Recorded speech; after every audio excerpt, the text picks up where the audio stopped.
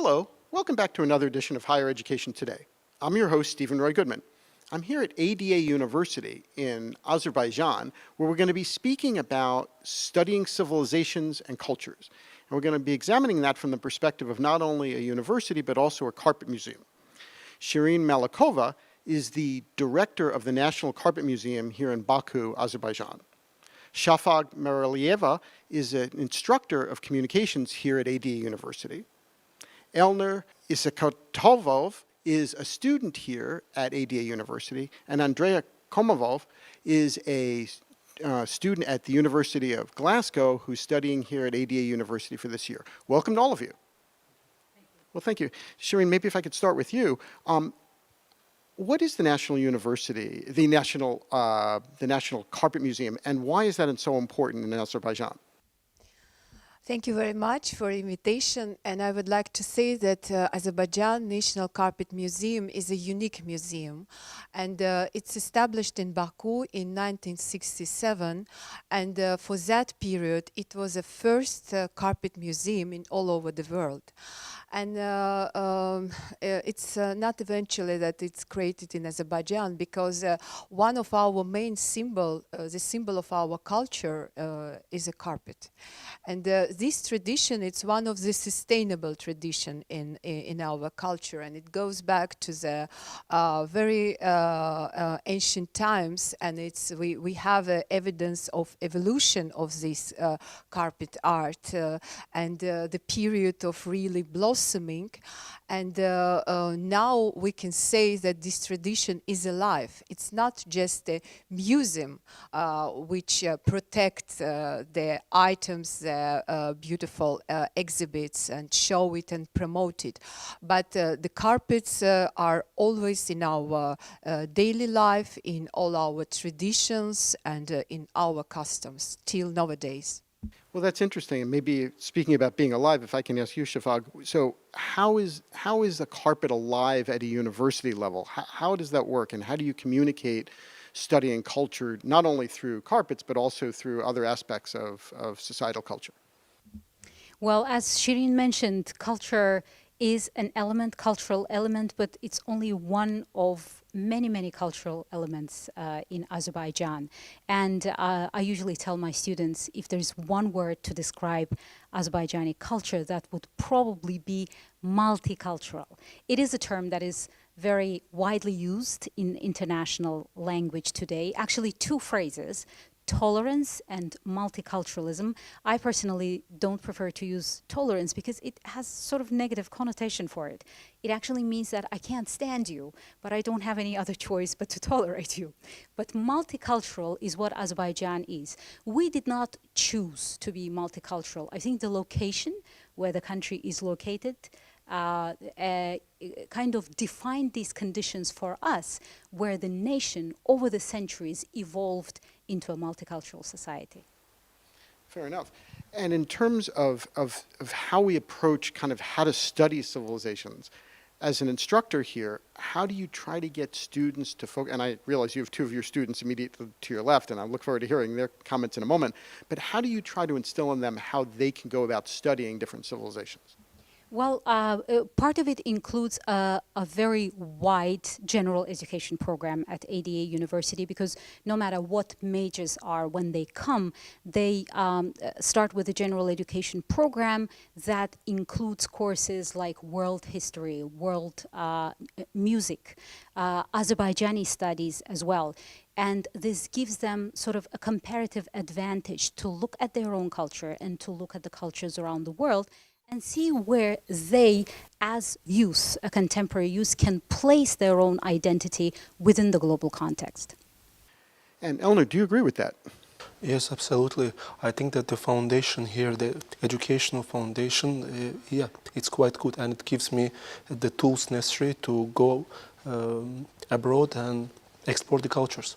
But speaking about the cultures, how do you go about looking at, as a student, how do you go about looking at different cultures from around the world? How do you like to study them, as it were? Of course, in the beginning, it's good to get some theory, to get into books and check something. But I think that fundamentally, it's quite important just to get into the culture itself and just learn from there. It's a process. Through mistakes you learn, and you understand better and better what it is. Well, that's interesting. And speaking of mistakes, Andrea, as an exchange student, no doubt you've made all sorts of mistakes culturally when you didn't understand something or you misunderstood something else. How do you go about kind of looking and studying cultures? So in my opinion, like the best way how to study cultures is through personal experience, particularly like speaking to local students, speaking to local professors. It enriches me a lot. And also like speaking to taxi drivers, people in shops, you know, even if like they have like a kind of not that good, they are not that good in English or anything, we still can somehow understand each other. And it enriches me a lot in this way, definitely. That's very interesting and very funny. So in terms of taxi drivers, do you have any good taxi driver stories since you came here from Glasgow that kind of struck you? Okay, so first of all, I would say that compared to Scotland, in Scotland I have really difficulty to understand taxi drivers because they have very heavy Glasgow accent. So sometimes it's like complicated. But you know, people here are really hospitable. They have hospitality and they are really like open and they want to know a lot about you. So they immediately start to speak, and they start with Azerbaijani because like I look like a little bit like an Azerbaijani person here. So people usually relate to that, and then they switch to Russian, and they know that I don't understand that as well, so they switch to English. And even though they cannot like speak fluently, they still try to ask and communicate. And like I have a lot of like not complicated stories, but small events when I was driving somewhere in Baku, and they like came and spoke about basic stuff in Azerbaijan, about life. Well, that's interesting. And if we can move this to the university a little bit. So in terms of the courses that you take or have taken here, are there any courses, I'll throw that to both of you students, if you don't mind. Are there any courses that kind of helped you to kind of understand cultures a little bit? If I can say, I personally found the introduction to sociology class quite useful because it gave the fundamental aspects that are quite common in all cultures.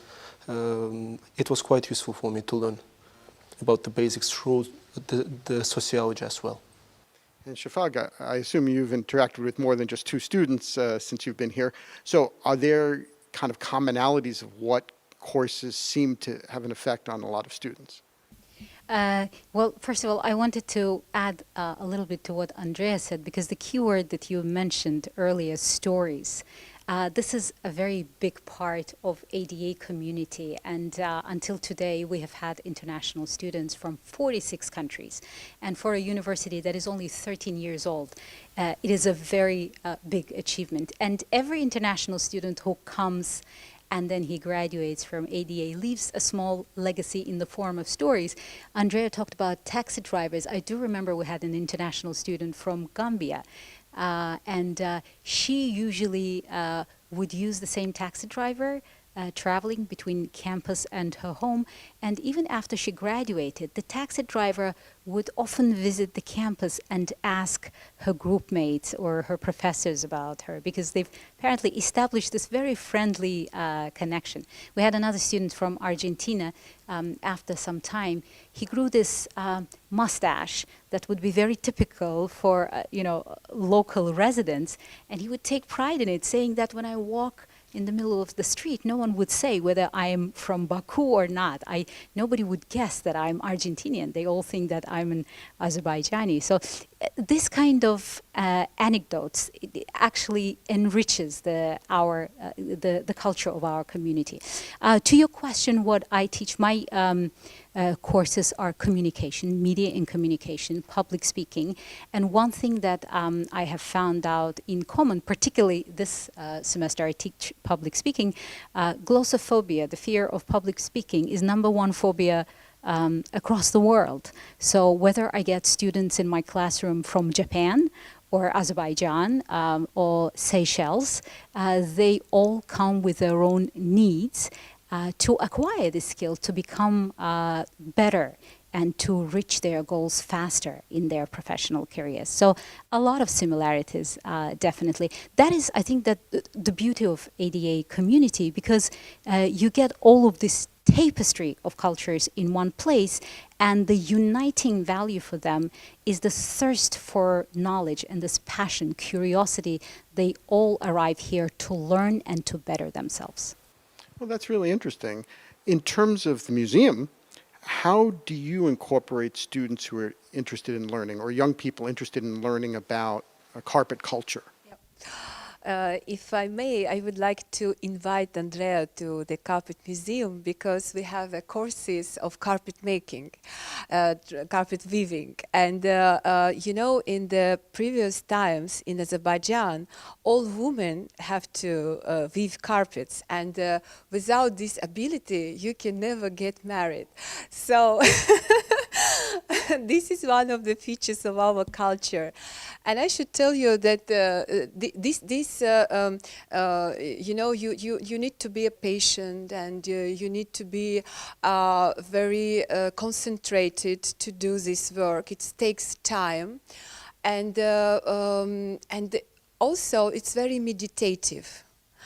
And I should tell you that a lot of young people, young women, would like to learn. And we have students even from different countries. And this is really very encouraging. And not only women, I should tell you. Just a few months ago, we have a very nice exhibition of carpets in Cannes. One of the person from Cannes, he visited our exhibition, and he was really inspired by what he saw. And he came to Baku. He found this artist, because this was carpets created by our very famous carpet artist, Eldar Mikhailzadeh. And so he found this person. He stayed in Baku during 2 weeks, and he studied these techniques. And after he came back to France, he made himself a small loom, and he weaved small carpet. You know, I think that this is a really inspiring fact, which show us that this art really continue its evolution and its life, and that it is very interesting for people in all over the world. Well, and speaking about all over the world, I heard, and I may have misheard this, but I heard that carpet makers intentionally make a slight mistake in a corner of the carpet because they want to symbolize that it's a human creation. Actually, I should tell you that what you say, this is more common for embroideries, and this is more common for the items what created by people for their house. And when these items, not only as some household item, but at the same time it's sacred. I mean, it has some meaning. So it's protect from an evil eye, and it's used when the woman is pregnant and when she just give a birth of the child. So some ornaments and some compositions using for some occasions. When we're talking about carpets, we should say that they divide to the different even social layers. For example, from the very old times, we can search the carpets of semi-nomadic tribes, the carpets in villages, the carpets which produced in the cities, and of course the court carpets, which show us masterpieces of this field, and which really became a piece of art. And when we speak about court carpets, because of they created by the sketches by very famous and professional artists, and the weavers also were professionals, so they couldn't be any mistake. They should be very, very precise. Yes, and this was the first what you can say when you see this carpet. They're compositionally and by their ornaments, they're incredibly beautiful and without any mistake. But for the carpets which created in houses by women without any sketches, these traditions passed from one generation to another, and this is more the memory of fingers. So there you can absolutely divide them, and you can never find two absolutely the same carpets. They always differ, and if the composition is famous, more or less, but the small ornaments, some small features brings there by each woman. Interesting. And Elner, so you grew up in Baku.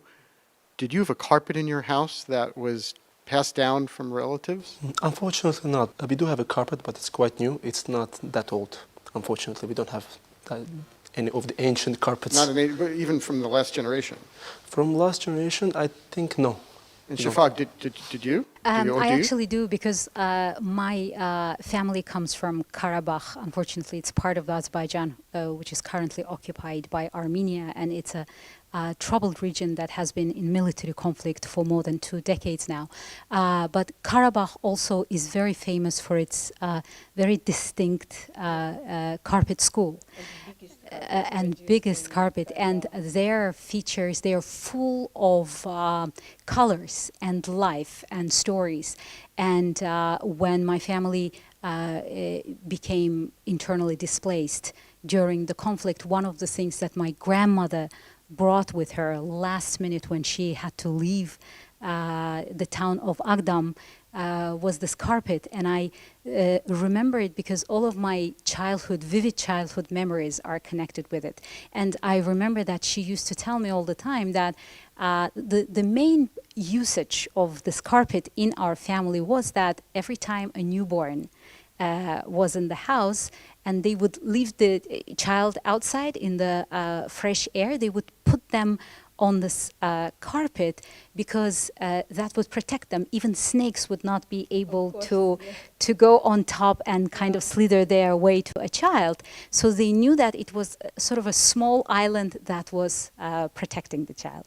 That's interesting. If you raise the issue of this conflict, I wonder if the issue of the carpets and civilizations could be expanded to not only Azerbaijan, but Armenia, to Georgia, to Iran. I mean, if we were having this conversation in any of those places, in your opinion, would they be saying that the carpets had similar value in their societies? I think that the conversation could expand even beyond carpets, because for centuries, for ages, these nations have been living side by side. And sometimes when we watch this, contest of who invented what, particularly in this part of the world, it frankly becomes a bit comic, because when you have nations living side by side for centuries and they're literally stone throw from each other, the odds are that a lot of their traditions, a lot of their techniques would sort of be interwoven with each other, starting from carpets and all the way to cuisine. But there are definitely some features that are very distinct for Azerbaijani carpet museum. I think Shirin would be able to tell a little further on that. Interesting.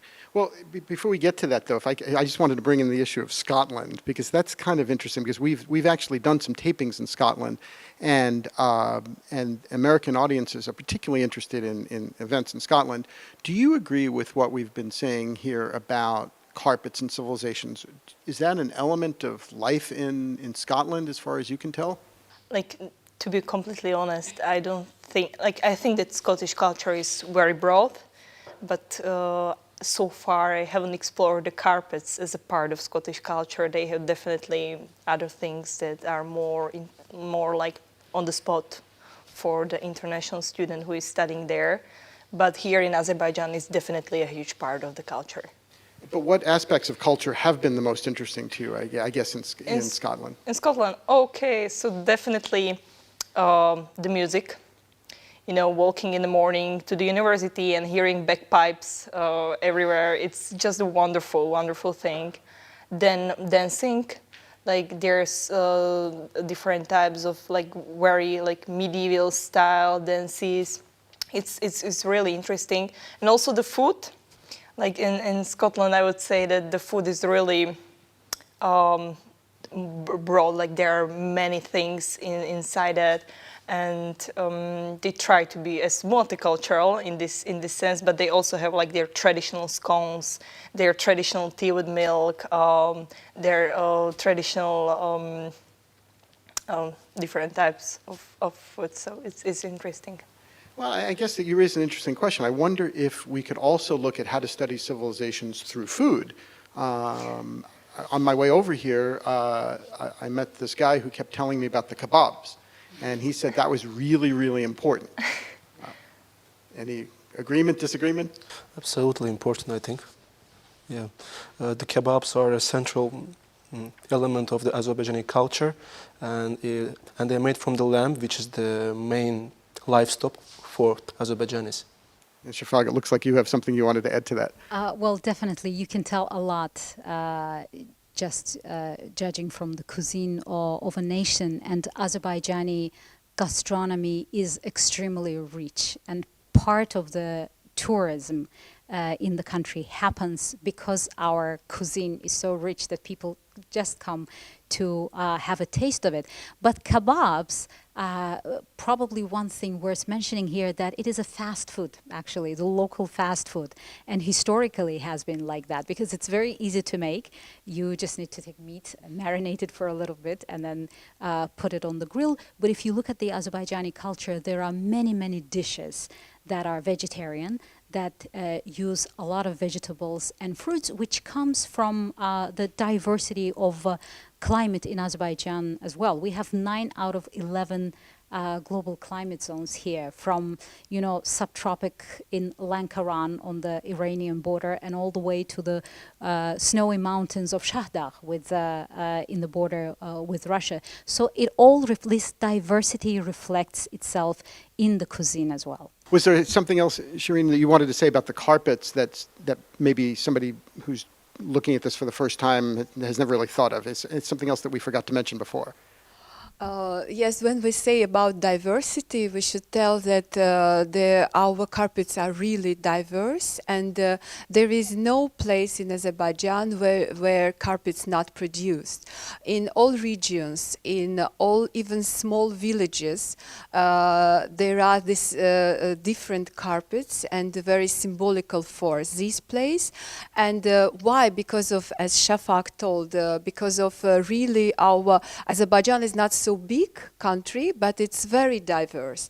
And in each region there are different types of sheeps, which give us a different type of wool and the colors of wool, and also there are a different natural dyes which use for the dyeing, for dyeing threads, and that's why we have a lot of different colors, and we have a lot of different designs, and more than 100 compositions. And that I should tell you that is one of the main features of Azerbaijani carpets. They are really very diverse. Well, thank you. And we only have a minute or two left. And speaking of the diversity, maybe Shafag, since you spent a fair amount of time in Washington, if you wouldn't mind, since we only have a little bit of time left, for an American audience, explain, if you would, just what are the 1 or 2 things that you want an American audience to understand about Azerbaijan?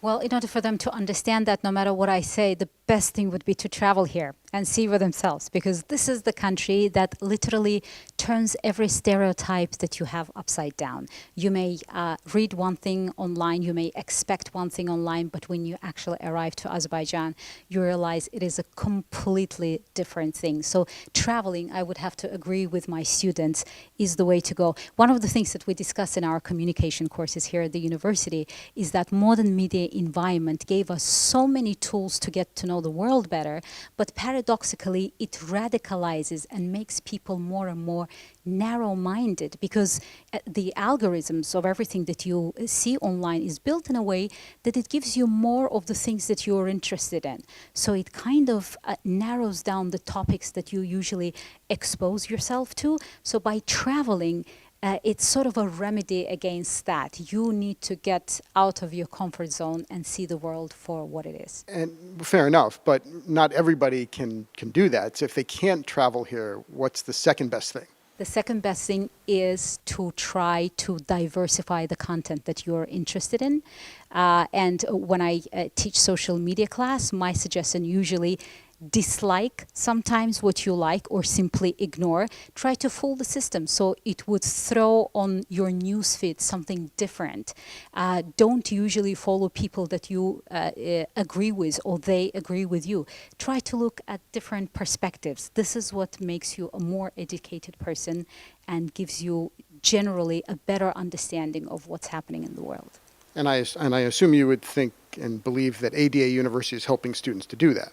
Absolutely. This is what our entire communication courses here are built on, that the major difference between an educated person and everybody else is that they try to understand, first of all, show empathy and try to understand issues from different perspectives.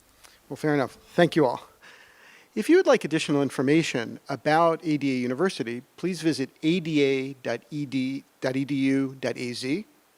If you would like to send a comment to me at the show, please go ahead and do so at highereducationtoday@topcolleges.com. And thank you for watching. We will continue to bring you quality discussions about important matters in today's college and university world. I'm Steven Roy Goodman, and you've been watching Higher Education Today.